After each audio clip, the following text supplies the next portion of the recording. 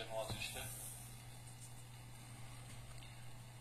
Саламатсыздарбы, урматтуу депутаттар, урматтуу Улан Бердебаевич, урматтуу Алмаз Акылжанович. Мен Кумтор боюнча маселе көтөрөйүн дегем.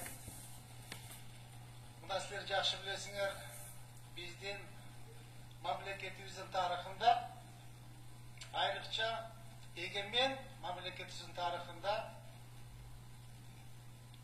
өткөр президенттердин убагында Акаевдин кезинде, Бакиевдин, Атамбаевдин, Жээнбековдин кезинде Кумтордун такталбаган маалыматтарга караганда 3 миллиондон 5 миллион долларга чейин жыл сайын взяткалап турган. Урматтуу депутаттар, учубуз кур эмес экен, Кудайга шүгүр. Мына бийлик башына сабырлуу, имандуу жигиттерибиз келди.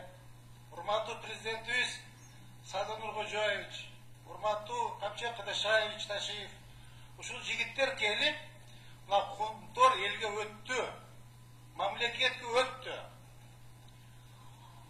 Ушул Кумтор боюнча мен бир нече жолу акылдуу Акылбек Жапаровго кайрылдым.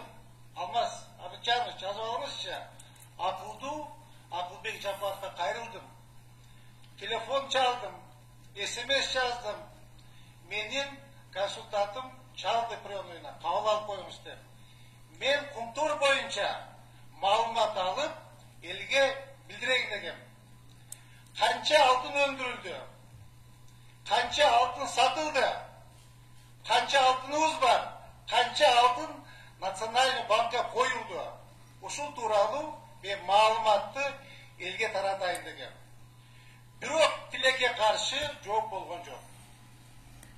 Жооп болгон жок. Менде шектенүү пайда болду. Мен ал кишиден коркуп калдым.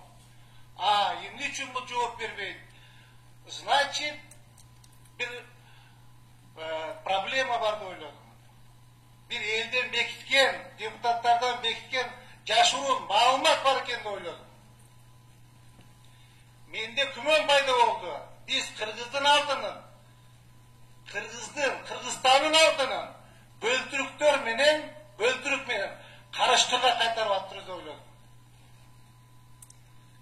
Урматтуу Алмаз Акылжанович, бизде мына Кыргызстанда элдин арасында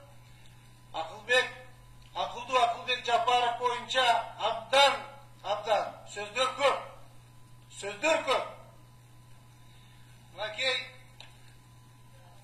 Рахмат, жазуу түрүндө кошумча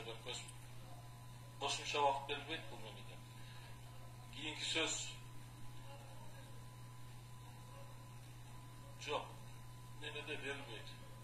10 секунд.